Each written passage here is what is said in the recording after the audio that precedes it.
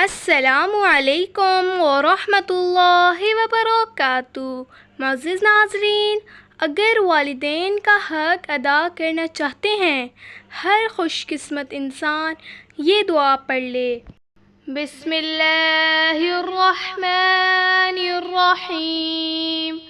अल्हम्दुलिल्लाहि रब्बिल आलमीन रब्बिस समावाति व रब्बिल अर्ज़ रब्बिल आलमीन वलहुल किब्रियाउ फिस समावाति वल अर्ज़ि वहुवल अज़ीज़ुल हकीम।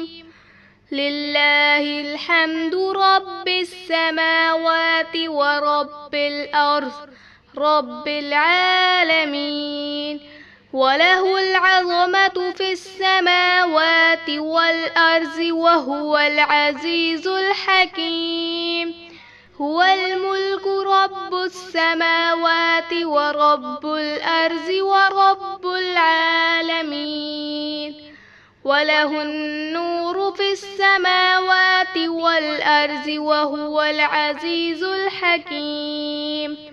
एक रिवायत में आया है कि जो शख्स अपने वालिदैन की तरफ से हज अदा करे तो उनको एक हज का सवाब होता है और हज करने के लिए 9 हज्जों का सवाब होता है।